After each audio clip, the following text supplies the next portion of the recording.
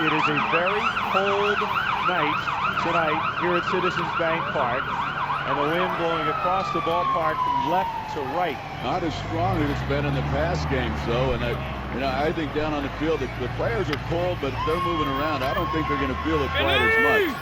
Obviously, with the importance of this game and the emotions and everything being so high. So Jeff Jenkins standing in as the pinch hitter against Grant Balfour. Jenkins batting for Cole Hamels. And Balfour, the right-hander, winds and deals, and the first pitch is out wide for ball 1-0. And this crowd is into it early. Or late, as it were. Yeah, 46 hours late. Since it's already the 6th inning. David Price is getting loose. Here's a swing and a miss, and Jenkins was trying to give the Phillies He one-run lead. Wasn't going to do much with that pitch that was up about letter high. 1 ball and 1 strike to count. Balfour, who pitched an inning on Monday night, delivers. And a pitch, was strike at the knees. 46 degrees right now as we get started. The wind chill obviously a bit cooler than that. The wind just now picked up a little bit more left to right. So Jenkins down in the count at 1-2. He hit 246 during the regular season for the Phillies. Straight up all the way around defensively against Jeff. And a 1-2 from Balfour. It's outside for a ball. Jenkins 0 for 1 in his World Series. Well, you wonder if he's been thinking about this for the last 48 hours, the possibility of being the leadoff pinch hitter in this since Monday's night's game was stopped. 2-2. Here's the pitch. Down low, ball 3, 3-2. Jenkins trying to get aboard. Top of the order is next. With Jimmy Rollins waiting on deck. The rally towels are spinning again. Here's the windup and the payoff pitch. Swing and a drive. Well hit right center field. On the run, Paul Daly. He looks up and it is off the base of the wall. Bounds away at the wall. Jenkins around second. He's going to throw on the brakes. And a fist pump and hands clapping from Jenkins as the Phils get the lead runner in scoring position with the first batter here in the 6th. I thought he might have a triple there. Jenkins hard to second base, but they recovered the ball fairly quick off the wall in right. Baldelli fell down, it appeared. He went into a bit of a slide to stop himself, and it was Upton backing up the play who picked up the ball, then one hopped at the base of the wall. That's a pretty good start. Now we'll see if they can finish it off here and reclaim the lead that they lost in the top half of this inning. Almost exactly 46 hours ago. They're in at the corners expecting a bunt from Rollins. Jenkins the lead runner. Balfour delivers and the bunt is down towards third. Longoria scoops it, fires to first. And a sacrifice for Jimmy Rollins will put the go-ahead run at third base, 90 feet away with 1 out here in the 6th. Charlie Manuel down here is just what you rarely see him do, playing for 1 run. You don't often see it. And with those corners in, I'm a little bit surprised that he did put the bunt on, because Charlie's usually not like that.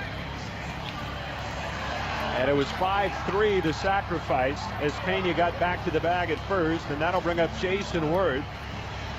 Set to hit against the right-hander Balfour. Now they do have both left-handers now, both J.P. Howell and David Price getting loose in the bullpen. And the Rays are going to bring the infield in all the way around. It's Pena at first, Imamura at second, Bartlett at short, and Longoria at third. Crawford in left, Upton in center, Baldelli in right. And Deontay Navarro, the catcher, is behind the plate. Outfield straight away. 1 out, runner at third for the Phillies. Balfour delivers, and the first pitch extremely high. That was about cap high to Jason Worth. And it's 1-0. One thing we've seen with our offense against Balfour, when he's up high in the zone, we don't do a whole lot with it. So you really have to be selective. A lot of times with sinker ball type pitchers, sometimes they make him get the ball up. With Balfour, you want to say make him get the ball down. 1-0 to Worth, and the pitch way outside. 2 balls and no strikes. And Balfour, he knows Utley is waiting on deck. Knows this is going to be his last batter with both left-handers getting loose. Worth has reached all 3 times in this game. A walk, a single, and another walk. In this game. Even though a different day. 2-0 pitch, and that one's in for a strike. It's 2-1. Balfour came on in the 5th inning with 2 men aboard after Kazmir had walked the first 2 hitters of the 5th, but he got 3 straight pop-outs to get out of the jam. Then the Rays got their equalizer run in the top of the 6th. Then at the waist is Balfour. Looks in for the sign. Has the one he wants. Comes set of the letters. The 2-1 pitch. Worth swings and fouls it over the screen. And the count levels out at 2-2. Fastball at 93. And Worth gets a piece of it to stay alive. Of course, Worth much better against lefties this year. But he's had some big hits against righties also. No doubt about it. Phil's looking for one here. 2 balls, 2 strikes. Balfour delivers, and the pitch swung on, flared. Shallow center field, going out. Iwamura going out. Bartlett. Iwamura can't handle the catch. In and out of his glove. Here comes Dickens. He scores. Phillies lead 3-2. Yeah. Iwamura couldn't handle it. He got leather on it, but it's in and out of his glove. It'll go as a base hit for Worth, and the Phillies are in front 3-2 here in the bottom of the 6th. And Joe Madden now out to the mound. That's the ball that I think Iwamura could have had. He was going hard, trying to have a bread basket over his shoulder. It came down and just went off his glove. It was a nice effort by Iwamura. But the ball actually went between his glove and his belly or chest, one or the other. Well, without the infield in, either Bartlett or Iwamura makes that catch easily. But the Phillies have the lead, and the Rays go to the pen with Chase Utley coming up. As the Phillies have a 3-2 advantage, the Phillies with a man at first, and they have the lead. It didn't take long. Jenkins a double. He was sacrificed to third, and Worth with a flare single to center gets him home. And the Phillies have a 3-2 advantage that they will take to the 7th. Overshift on against Utley, who in this game is 0 for 2. He's been hit by a pitch and scored a run. 3 infielders on the right side. Pena holding the runner at first. Worth a good lead. Howell comes set of the letters. He's bent slightly at the waist and tosses over to first. Just a check over there to force Worth back. Boy, the wind is really howling now. The flags are pointing straight out from those flagpoles in center field. Yeah, Termite TV. Utley here Termite against TV? Howell. Yeah. Things that Eager would. Where do you find Termite TV? Yeah, Left-hander is set. So yeah, what does this And a pitch to championship mean to you? Chase. Means everything. Is off speed. It's off just on the outside corner. And that's a called strike. Little boy over there. Everybody's happy. Nice. J.P. Howell in the postseason. 2 losing decisions, a 238 earned run average. This is his 12th postseason appearance. The most on the club. They move Longoria to the shortstop hole now. And time is called.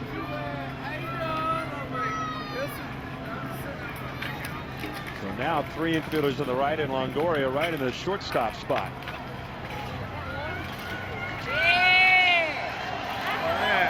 Howell checks with Navarro for the sign. The count is 0-1. Howell looks at first, now comes set.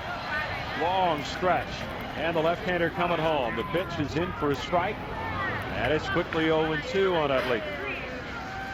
Howell is not overpowering with his fastball, but works with a good breaking ball and an off-speed pitch as well. Originally part of the Royals organization.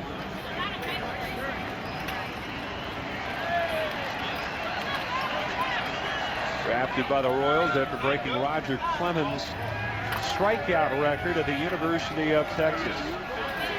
Here he's got Utley down to the count at 0-2, looking for a strikeout here. Utley rocking back and forth in the box. Howell is ready. He looks over at first. He's going to toss that way.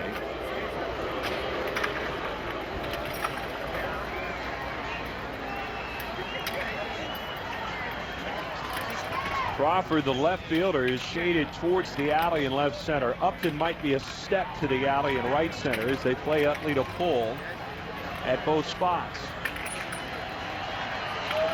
Baldelli, the right fielder, is straight away. No balls and 2 strikes on Chase Utley. Howell comes set. Takes a look at first. He kicks and deals, and the pitch swung on and missed. He struck him out. Second out here in the bottom of the 6th inning.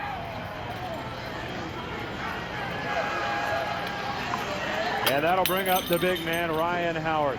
Utley taking the first 2 fastballs right on the corner, outside corner, and then he threw a good curveball, had him out in front. Utley just swung over the top of it. Utley had singled against Howell in game 1, but struck out against him in game 3. Howard has faced Howell twice in this series, and he has struck out both times. Once swinging and once looking. 3rd time's the charm, pal. They back Uemura out into shallow right field and very tight to the line.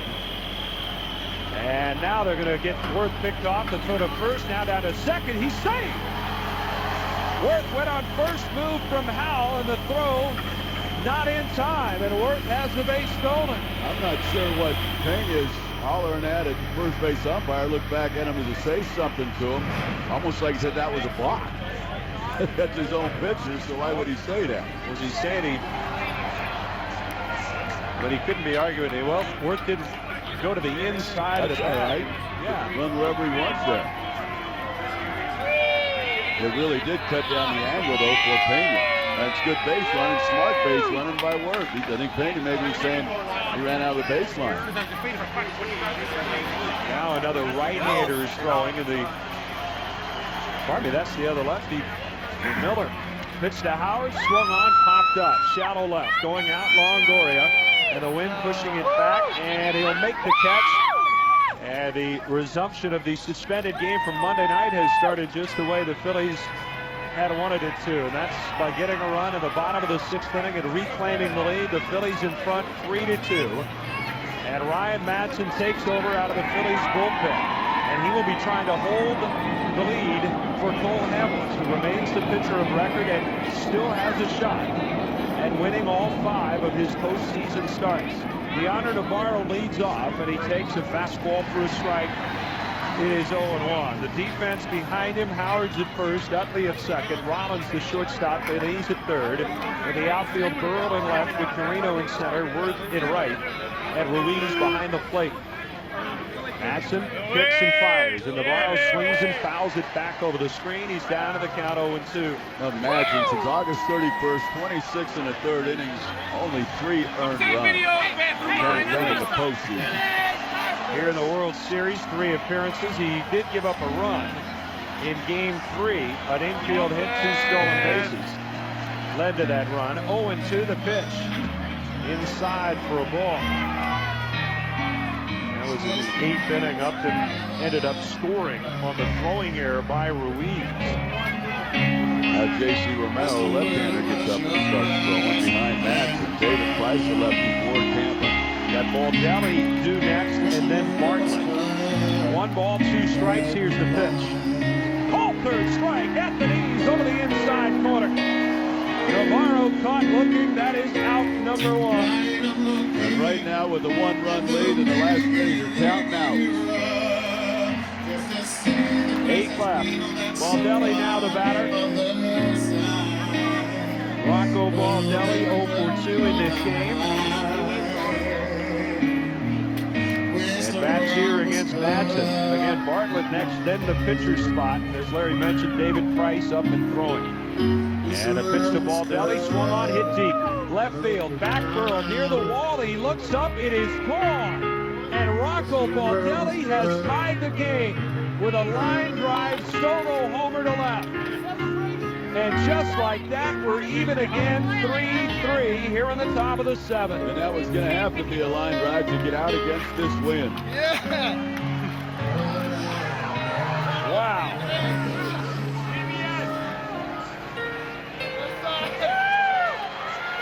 3-3 game in the 7th. That lead didn't last long. I'm not sure Madson threw a pitch. It was up and in. Carlos Ruiz was sitting down and away. Ball thrown back on the field by a fan in the stands. So Victorino has to chase it down to throw it out of play. And Rocco Baldelli with his second home run of the postseason.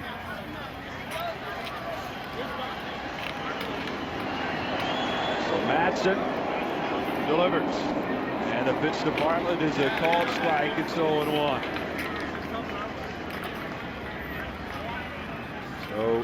So much for Cole Hamels getting that winning decision. He will get a no decision here in Game 5.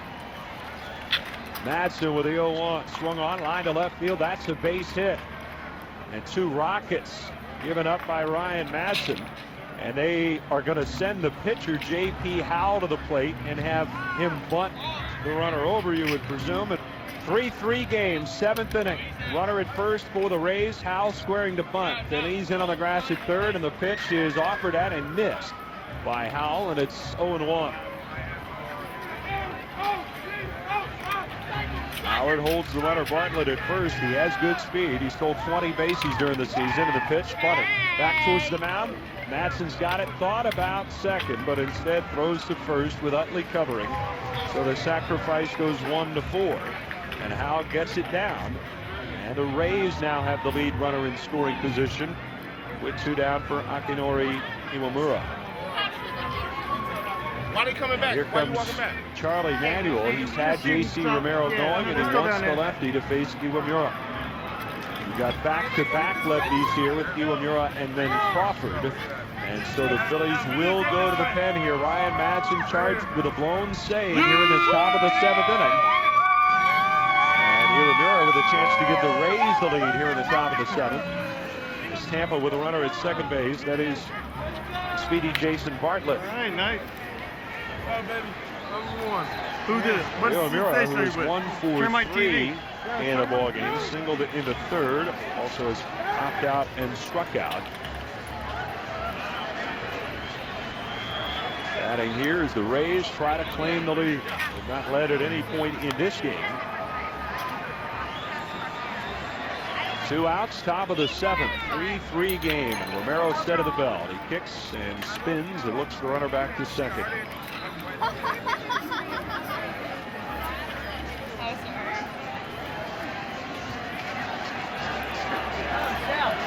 Tom Foley, the third base coach for the Rays. George Hendrick coaching at first. Romero has the sign, is set, and delivers. And the pitch is a strike at the knees. Nothing in 1.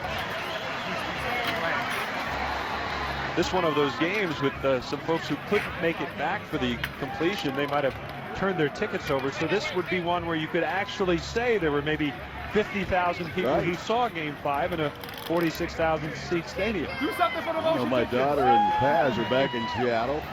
They didn't make it. 0-1 the count. Romero fires home with a pitch, grounded towards the middle, long run for Utley, and he backhands, flip, no, he'll hold on to it. The runner's trying to score, the throw home, he is out! Great tag by Ruiz! Bottom of the 7th inning, Game 5 of the World Series, and Pat Burrell leads off. Left-hander J.P. Howell remains on the mound, with right-hander Chad Bradford throwing in the bullpen behind him. And the first pitch to Pat Burrell is a strike over the outside corner. Burrell with 2 walks in this game, still hitless in the World Series. 0 for 13 at the plate, 0 for 1 in this one. Burrell, Victorino, and Feliz do here against Howell. But again, the side-arming right-hander is warming up. They play Burrell to pull in the outfield, and an extreme pull. Here's the pitch, and a check swing by Burrell. That one is down low. 1 ball and 1 strike. At perhaps his final appearance in front of the home fans in Philadelphia. Wind up, and the 1-1 pitch swung on, hit high in the air, deep center field. Back is Upton at the wall, and it is off the top of the wall. Bounds away from Upton into center field. Burrell on his way to second. And he's got a leadoff double and just missed the go-ahead home run leading off this 7th inning. A big part of the ballpark, too. And, I mean, right to the right of State Farm sign where it goes out to 409. And that's against the wind. That ball was a blast. I'm sure Burrell's probably figuring, how did that ball stay in the yard? And Bartlett is going to run for Burrell as they want to get that runner home and also have their defensive replacement. And Pat Burrell, his only hit in the World Series to this point. And that double represents the go-ahead run.